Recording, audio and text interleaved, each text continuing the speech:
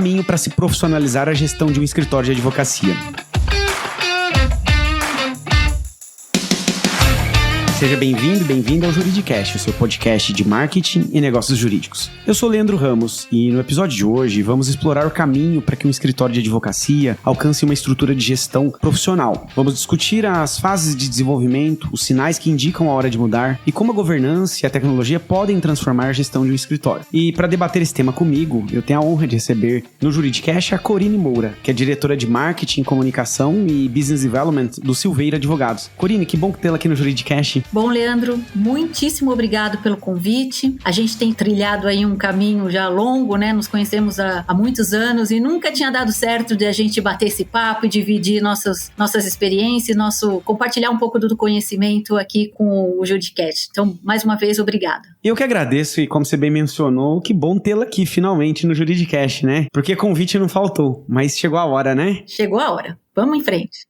Corine, pra gente começar, no seu entendimento, né, até pela sua larga experiência com o mercado jurídico, quais são as fases de desenvolvimento e gestão pelas quais um escritório de advocacia normalmente passa até alcançar uma estrutura mais institucional, digamos assim? Bom, é o seguinte, eu vou começar falando um pouco como que era a formação dos escritórios no passado, tá? Nós estamos falando aqui de 30 anos atrás. Os escritórios nasciam basicamente de uma estrutura familiar ou de uma pequena sociedade de 2, 3 amigos advogados conhecidos. Lógico que com o passar dos anos, esses escritórios se adaptaram, passaram por inúmeras fases e mudanças e se transformaram nessas grandes bancas que a gente já conhece. Aqui, eu quero deixar claro que eu estou falando de direito empresarial, ou seja, são escritórios que hoje são empresas e que atendem empresas. É esse o perfil do escritório que a gente está abordando nesse bate-papo. Correto. E falando de um escritório empresarial, nós vemos que a maioria já abraçou o cenário, que é o cenário profissional e institucional. Os escritórios hoje, eles já nascem profissionalizados. O que estão na estrada e já estão na fase profissional, olhando para as áreas não jurídicas como áreas primordiais para o bom funcionamento do negócio como um todo, e a gente tem no outro caminho os escritórios que nascem. Eles nascem de cisões de outros escritórios. Basicamente, um escritório que nasceu de uma cisão, ele veio de um escritório com uma área de gestão mais institucional. Então, ele já sabe que ele tem esse caminho a trilhar, porque hoje em dia não é mais opcional. Falando desses escritórios que nascem já com essa mentalidade de ter profissionais especializados na gestão, eles já nascem sabendo o que devem fazer, eles conhecem as boas práticas, eles sabem que o mercado tem muitas ferramentas, o conhecimento adquirido no escritório passado também vem com eles, é um know-how embarcado que eles trazem, e o alcance da estrutura institucional acaba sendo muito maior quando esse escritório nasce, porque ele já tem por trás dele ali pessoas especializadas envolvidas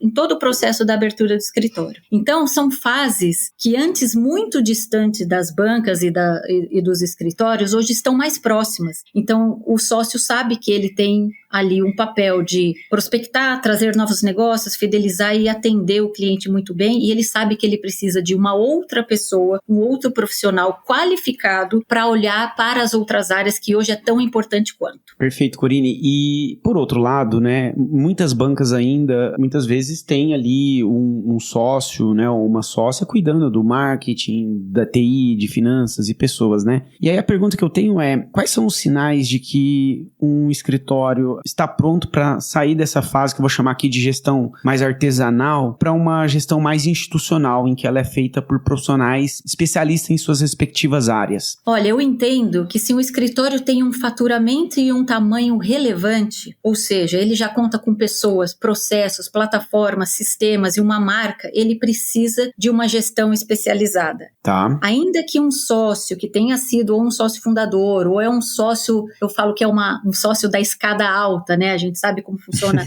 a sociedade no mercado, que esteja envolvido diretamente com essas áreas, não é o papel do sócio fazer isso, né? O mercado hoje tem profissionais muito bons e o escritório com um posicionamento de mercado como player relevante, como competidor, ele precisa que as pessoas especializadas cuidem desses temas, né? Então, de novo, eu volto aqui com uma frase que é: quanto mais cedo e mais preparado o escritório tiver para essa transição, transição, melhor será para ele, né? E aqui falo novamente da cisão, onde o escritório já nasce e o sócio fala, a gente vai precisar de alguém para cuidar do financeiro, eu preciso de alguém para cuidar da tesouraria, o sócio do escritório novo não pode fazer isso, ele tem outros grandes desafios pela frente. Então, eu acho que faturamento relevante e um número de pessoas já relevante, que é desafiador para o sócio lidar, eu vou chutar aqui um número, 50 pessoas de gerações de 60 anos, de 20 anos, é um desafio gigantesco até para o especialista em RH. Imagina para um sócio que tem uma banca nova para lançar no mercado. Então, eu falo que faturamento relevante e um quadro de funcionários de 50 para cima é hora de colocar a gestão no nível profissional. E Corine, como que ocorre essa transição dentro das funções gerenciais, né?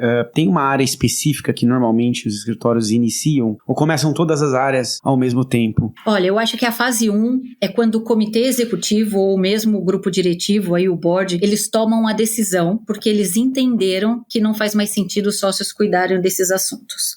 Tá bem. Então, o que eu acho que acontece, né? Eu acho que tem algumas áreas que são imprescindíveis para o escritório estar funcionando de maneira saudável e harmoniosa, que é a parte financeira. Não faz sentido um sócio cuidar de cobrança, de emissão de fatura, de quem pagou e quem não pagou, de ficar entrando no banco para fazer pagamento de funcionário. Não faz sentido um sócio fazer isso. Ele precisa que alguém especializado cuide dessa área. É o coração do escritório, tanto para o lado de dentro, pagar os seus funcionários, quanto do lado de fora. Abertura de caso, o cliente pagou, quanto que é essa proposta, precisa de alguém olhar para isso. Então, na minha régua, eu considero a parte financeira como a prioridade número 1. Hoje eu seguiria com a parte de tecnologia como a segunda área que o escritório tem que olhar, tem que abraçar, tem que investir, tem que entender que o mercado mudou. Também, no meu ponto de vista, não é a alçada de um sócio que gosta de tecnologia, cuidar de tecnologia. Gostar e ser especialista são coisas diferentes. Então, o escritório tem que investir e trazer um cara para dentro que vai dominar o sistema, saber o que tem de melhor, o que vai funcionar para o escritório, cada um é diferente do outro, e trazer essa pessoa, investir nisso. Depois a gente tem áreas de marketing, depois a gente tem área de gestão de pessoas, depois a gente tem uma área de facilities, depois a gente tem uma área de comunicação, depois a gente tem uma área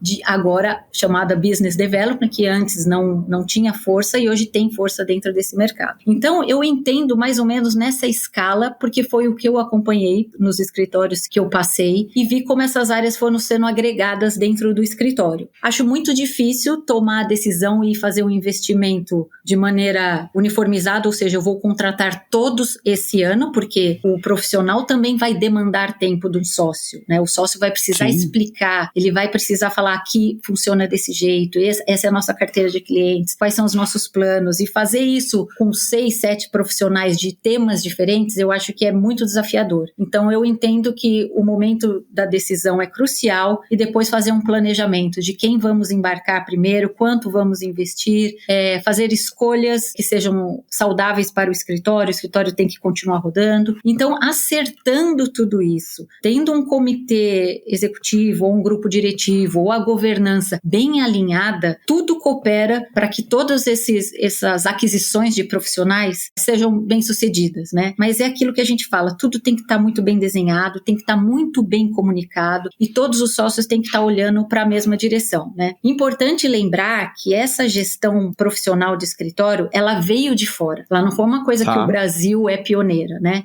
E há uns anos atrás, nós tivemos uns escritórios de fora fazendo associações com escritórios nacionais, eles trouxeram esse conhecimento, né?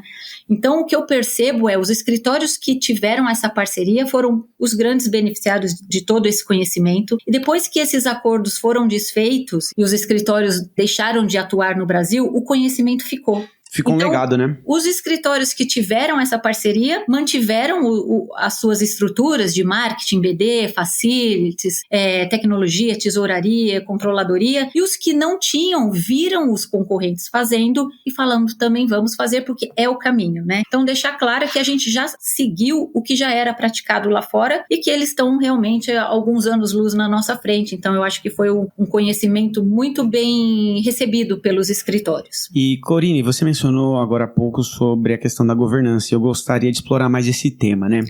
Na sua visão, qual que é o papel da governança nessa transição, né, para esse modelo de gestão mais profissional, né? Porque o que eu tenho observado é que em muitos escritórios você tem já esses profissionais atuando, mas muitas vezes eles não possuem autonomia ou ainda não fica muito claro o papel deles, né, dentro da estrutura do escritório. Bom, é a governança que vai decidir, investir e comunicar toda essa transição. Tá bem. Tudo precisa estar muito bem alinhado e comunicado. É uma mudança na cultura, na rotina e na maneira de trabalhar. Tudo precisa fazer sentido para ter uma melhor e maior aderência do escritório como um todo, né? Não é fácil mudar a cultura, nós sabemos disso. O mercado jurídico, ele é um mercado tradicional, ele tem uma morosidade, né, em reagir a algumas mudanças de mercado, a algumas demandas dos clientes, né? E a governança precisa estar muito antenada para onde o mercado está indo, aonde o escritório está e para onde o escritório quer ir. Quando se desenha esse planejamento, essa estratégia precisa, primeiro, fazer sentido para tudo que eles querem e, segundo, ela precisa ser comunicada. Então, daí você vem naquele top-down, comunicando o comitê executivo, os gestores, os sócios na fase mais alta, depois a gente tem os advogados que estão ali trilhando a carreira dentro do escritório. Tudo isso precisa ser comunicado para que todos remem para o mesmo lado, né? Você imagina hoje uma embarcação de grande porte no alto mar, onde os capitães não sabem o que fazer e não sabem para onde estão indo e não avisam a tripulação o que está acontecendo. É mais ou menos isso, é esse cenário que se tem quando a governança não está alinhada e não comunica e não fala, nossa, a estratégia é essa, a gente, para esse ano temos esses objetivos, a gente quer ser reconhecido dessa maneira, a gente pretende crescer tantos %, a gente quer chegar em tantos números de advogados, tudo isso tem que ser desenhado, colocado num papel e bem comunicado. A aderência da equipe como um todo vem dessa comunicação interna, que precisa estar muito bem azeitada. E é um desafio, porque hoje a gente compete com muita informação externa. Às vezes o advogado, ele não leu um comunicado do escritório, mas ele leu o Instagram de outros assuntos. A gente compete com todas as plataformas hoje de redes sociais, de mídia, é uma chuva de informação, por isso que a comunicação tem que ser efetiva. É uma economia de atenção, né? A gente tem que saber que a gente está competindo, tá? No TikTok, no Instagram, no LinkedIn, eu não sei ainda se existe Facebook, mas a gente compete com tudo. Então a comunicação precisa ser bem azeitada. E aí eu gostaria de explorar mais essa questão dos desafios, tá, Corine? Na sua visão, quais são os desafios mais comuns que um escritório enfrenta ao adotar processos tecnológicos de marketing e compliance institucionalizados? Aqui, de novo, eu trago o que é o desafio da mudança da cultura, né? Tá, você acha que esse é o principal? Esse é o principal. A cultura do escritório, ela é um pilar muito forte em todos os escritórios. Ok. Algumas culturas com mais tempo, outras culturas que elas se formaram de sócios de diferentes sociedades que criaram uma nova cultura, e a gente sempre lida com aquele famoso assim, foi sempre assim, chegamos até aqui sem essas áreas, chegamos até aqui sem a tecnologia, que é uma verdade. A gente sabe que antigamente todos os contratos, todas as operações, todos os processos não tinham o apoio da tecnologia, não existia, e tudo foi feito e foi feito muito bem, por isso que os escritórios são desse tamanho, por isso que o legado não pode ser menosprezado, mas a verdade é que as coisas mudaram, né? O mundo mudou. Tem uma coisa que eu sempre digo, que quem trabalha em escritório e passa pelo processo de vamos levar para a aprovação no comitê executivo ou no grupo de diretores, a gente sabe que é moroso, mas quando chegou a pandemia, ela não pediu autorização para ninguém, ela se instalou e falou, vai todo mundo para casa. Simplesmente aconteceu. Não falou, deixa eu perguntar para o sócio se a gente pode ir para casa. Não, o sócio também foi para casa. Então, assim, algumas mudanças, elas não permitem mais tanta morosidade, né? A Covid foi esse exemplo. Chegou, se instaurou, é mundial, ponto final, não tem o que discutir, não tem que levar para a pauta. Então, o mercado jurídico ganhou muito com essa aceleração da tecnologia que os escritórios fizeram, né? Não foi opcional, mas foi obrigatório. Então, eu vejo muito ganho nisso. E daí se quebrou esse paradigma de que, antes não era assim, tá, mas agora é. Então, assim, o mundo mudou, o mercado jurídico, que é tradicional, também mudou e precisou mudar também o jeito de olhar o desafio, que exige um pouco de maturidade dos sócios e da equipe de gestão. Às vezes você olha uma demanda e você fala, a gente ainda não está pronto para isso, a gente não tem ainda essa mudança no nosso radar, mas a gente sabe que a gente tem que olhar, tem que abraçar, tem que conversar internamente. Então, o processo de embarcar essas novas áreas com profissionais altamente especializados que não são do direito também é um desafio para a cultura deles, né? Porque a gente sabe que a palavra final é do sócio, a gente às vezes tenta rebater, a gente tem informação, a gente tem dados, a gente tem indicador, a gente tem fatos. E às vezes, mesmo assim, existe o contraponto, né? Então, a cultura ainda é o maior desafio. O mercado jurídico, com a morosidade e a tradição deles, também é um desafio para os profissionais de tecnologia, para o profissional de marketing, que é muito criativo, para o pessoal comercial, que entende que o dinamismo do mercado é diferente. Então, é um desafio para os dois lados, para as pessoas que estão entrando nos escritórios e para os sócios que estão recebendo esses profissionais, né? Tem um tempo ali de adaptação, tem um tempo de entender a cultura e de entender o profissional, de lidar com as informações que ele traz. E eu vejo assim que a transição ela acaba sendo natural, ela precisa de um tempo, mas ela acaba sendo natural até o dia que o sócio realmente dá um passo atrás e fala, bom, agora esse assunto é com esse profissional, né? Não tem, eu vou falar aqui uma coisa, eu imagino assim numa grande corporação, né? Eu vou citar aqui a Samsung, que é uma empresa que eu particularmente gosto muito. Eu não consigo enxergar o VP jurídico ou o gerente jurídico da Samsung saindo lá da mesa dele ou do departamento dele, indo lá no marketing ou lá no tecnologia, onde desenvolve o celular, para falar, eu não gostei disso ou eu não concordo com isso. Não é o papel dele. Mas nos escritórios a gente sabe que funciona assim, né? Em todos os escritórios funciona desse jeito. É comum, né? Então, assim, é uma questão da cultura do escritório também entender que os profissionais que embarcaram, que entraram no escritório, têm um conhecimento específico da área deles, né? Um profissional de marketing, de TI, jamais vai entrar numa peça ou num contrato e mudar aquilo porque ele fala, eu não concordo. Ele nem tem essa capacidade, né? Então, isso eu acho que é um desafio muito grande, né? De você mexer na cultura de um escritório muito bem consolidado, onde tudo sempre funcionou muito bem, sem essas áreas, sem esses profissionais, mas agora, a partir do momento decisivo, a gestão também vai ser feita por profissionais sem a formação jurídica. Esse, para mim, é o maior desafio. Com certeza. E Corine, quem adota esse caminho da mudança tem um tempo médio para percorrer essa transição e construir essa governança que a gente está conversando aqui? Olha, essa pergunta, ela é uma pergunta que eu vou responder ela com um olhar muito pessoal meu. Tá bem. Eu vou chutar aqui que a gente pode esperar que uma mudança entre a tomada de decisão até uma autonomia das áreas, eu vou calcular de 4 a 5 anos. Por que eu vou usar esse número? Eu fiz aqui uma divisão de 5 etapas, tá? Eu acho que a primeira é a tomada da decisão e a gente sabe que quando um sócio decide, ele precisa convencer os outros sócios do comitê, que não é fácil e não é rápido. Depois disso, você precisa desenhar como você vai investir na contratação dos profissionais, fazendo aquela escolha do que é prioridade, o que pode esperar 1 ano, o que pode esperar 2 anos, sabendo que isso vai levar também um tempo de maturação de todos os profissionais que vão entrar escaladamente dentro do quadro de funcionários, que a gente chama de quadro de integrantes. Ok. Depois da adaptação do profissional dentro da cultura, a gente precisa de um tempo para entender as necessidades e para alinhar as expectativas. Às vezes você contrata um profissional de TI e você fala para ele, olha, eu quero que meu sistema seja assim, assim, assado. O cara vai olhar e vai falar, olha, isso não é possível, não temos ferramentas ainda prontas para isso, o mercado trabalha com isso, os escritórios XYZ já embarcaram isso, deu certo, as ferramentas são essa.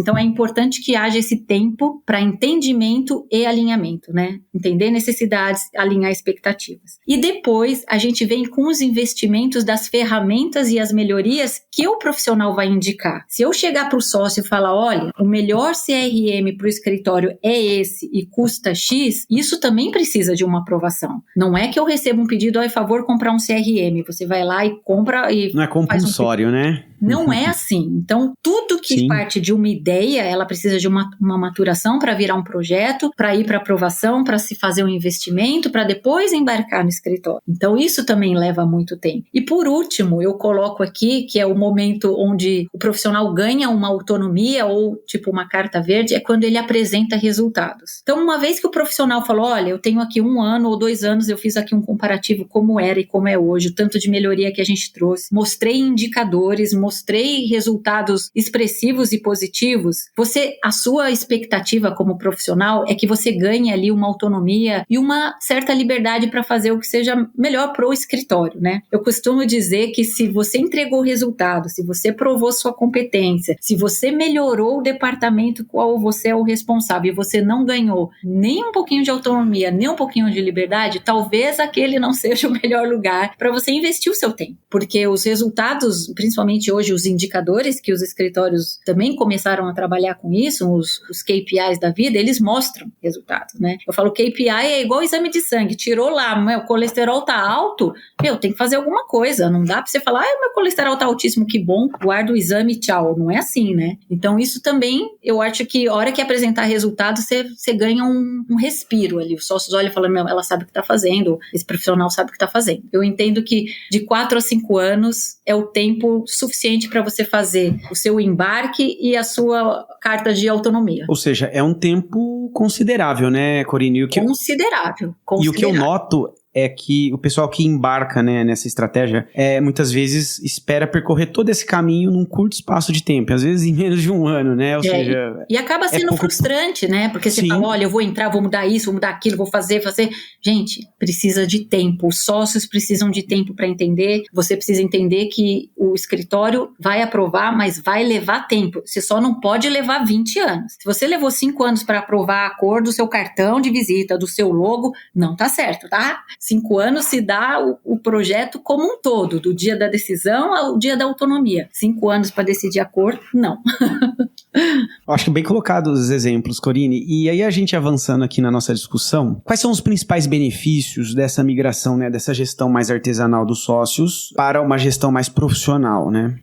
Vamos falar aqui do benefício para a equipe interna como para os clientes, né? Que eu acho que importante. Tem que olhar os dois lados. Com certeza. Que eu entendo, Leandro? Que a partir do momento que os sócios, mais uma vez falando, sócio da escada alta, né, lá no alto da escada, se liberam dessas atividades administrativas e atividades de gestão, e aqui eu não estou falando do Managing Partner. O Managing Partner tem esse papel, ele olha para isso, tá? A função dele, como um CEO, como um sócio-diretor, é olhar para isso. Eu estou falando dos outros sócios que não estão nessa cadeira no momento. A partir do momento que os sócios se voltam ao ponto focal do trabalho, que é atender cliente, fidelizar cliente, trazer cliente, isso é o motor do escritório. O ganho é de todos os lados, inclusive no faturamento e na lucratividade do escritório, que é o maior indicador que diz se se o escritório está indo no caminho certo ou não. Então, os sócios vão ter mais disponibilidade, vão responder com mais rapidez, o cliente vai ligar, ele vai atender, porque ele não está na reunião do marketing, ele não está na reunião da ferramenta de TI, ele não está na reunião do curso de retenção de talento, ele está sendo sócio do escritório, ele está olhando o negócio, o cliente, atendendo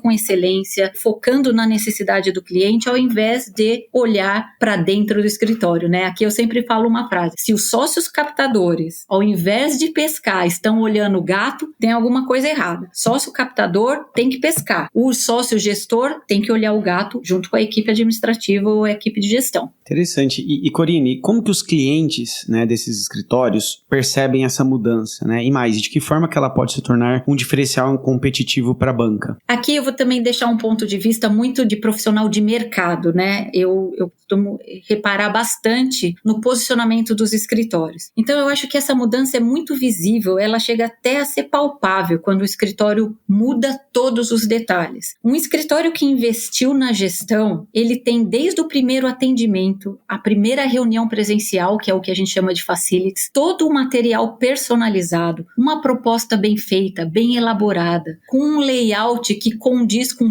todo o visual do escritório, site, cartão de visita, redes sociais, a paleta de cores, os pantones são o mesmo. É lógico que o cliente repara. Um cliente que conhece vários escritórios, quando ele recebe um material de um escritório de primeira linha e um material de um escritório, ainda que o sócio entra lá na maior boa vontade e faça um PowerPoint, faça um Excel, é visível a diferença. A gente que é profissional de mercado e a gente tem acesso a muitos materiais, a gente sabe sabe? Isso é muito bem feito, isso aqui é um material de primeira linha, isso alguém fez, e esse alguém normalmente não é uma pessoa ou de design ou de marketing, eu estou falando muito da minha área aqui, né? Então é lógico que quando todos esses detalhes juntos mudam e mudam para melhor, o cliente percebe, o cliente sabe diferenciar um escritório com uma boa gestão, inclusive na forma de cobrança, né?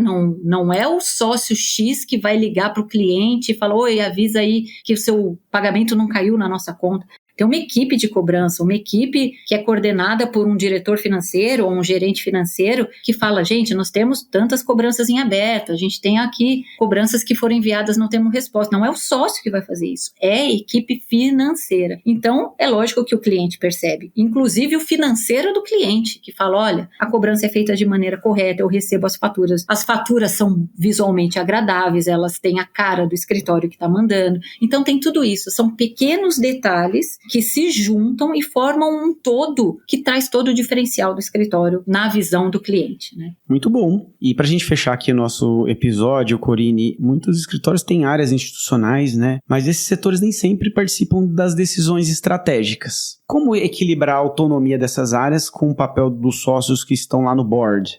Isso eu percebo que os escritórios maiores ou com a gestão mais institucionalizada há mais tempo, já não acontece mais, né? Os gestores, eles estão bem alinhados, eles estão envolvidos desde o princípio nas tomadas de decisões, principalmente porque as áreas vão ser afetadas, o orçamento precisa ser construído em cima de um planejamento, ninguém senta para fazer um orçamento do próximo ano sem saber para onde o escritório quer ir. Então, isso tem que ser construído realmente como equipe. Então, se isso ainda acontece nos escritórios, de se tomarem as decisões e não envolver as áreas, eu entendo que esse processo precisa ser revisto, né? O planejamento, como eu disse, ele precisa envolver os gestores desde a fase inicial. Ele precisa ser desenhado em conjunto para que o orçamento esteja alinhado com as ações que o escritório, as atividades, as ações, o investimento que o escritório pretende para o próximo ano. Aqui eu estou falando de um planejamento anual, tá? Hoje, com o dinamismo do mercado, esses planejamentos de 5 anos, eles ficam muito vulneráveis, porque a gente não sabe o que o próximo ano vai trazer,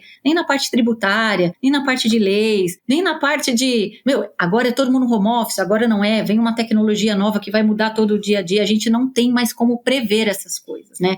A gente pode ter uma pequena ideia do que virá, mas nada é muito concreto. Então, passar o ano aprovando temas e gastos fora do escopo que foi desenhado é um sinalizador que talvez o plano não tenha sido bem traçado e nem muito bem comunicado. Quando toda vez você precisa, precisamos fazer isso hoje, estava orçado, não estava, está no planejamento, não. Se isso é muito corriqueiro, tem que voltar lá no começo e rever como isso foi construído, né? O papel aqui da governança, de novo, eu digo que é primordial para que tudo isso seja bem desenhado e principalmente bem executado. As etapas precisam ser respeitadas. Caso contrário, cada área vai acabar tocando sua própria banda durante o ano e isso vai refletir absolutamente em tudo. Então, se você escolher um profissional que você confia nele, você diz a ele, os sócios dizem a ele o que você espera dele e deixe ele trabalhar para você e com você. O sócio que tenta segurar o mundo nas costas enquanto o escritório sofre, precisa rever alguns conceitos de gestão e entender bem o papel dele dentro do escritório, que é muito importante, principalmente como mentor.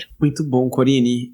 Agradeço imensamente sua participação aqui no Juridicast, tá bom? Eu que agradeço, Leandro. Foi ótimo bater esse papo com você, poder expor aqui um pouco da experiência que eu vi pelos escritórios, que eu passei, e eu entendo o lado dos sócios. Eu sei que não é fácil, eu sei que os escritórios se consolidaram, muitos deles, a grande maioria deles, sem marketing, sem comunicação, sem rede social, sem assessoria de imprensa. Não tinha tudo isso. É que realmente o mundo mudou, o mercado mudou e os escritórios precisam se adaptar a essas mudanças se eles querem permanecer competitivos e querem ser vistos como um player relevante. Essa é a verdade que eu falo, é verdade, trago verdades, né? Verdade nua e crua. E os escritórios têm total capacidade de fazer essa governança alinhada, uma boa comunicação, crescendo em faturamento, lucratividade, mantendo a excelência.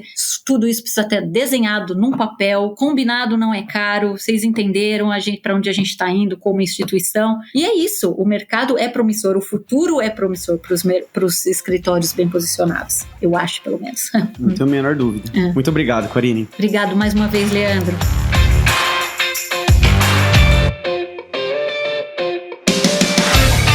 E você ouvinte, se você gostou desse episódio, não esqueça de avaliar a gente no tocador de sua preferência. E lembrando que o Juridicast é produzido pela Agência Javali, especialista em marketing e negócios jurídicos. Vejo você na próxima quarta-feira, às 7 da manhã.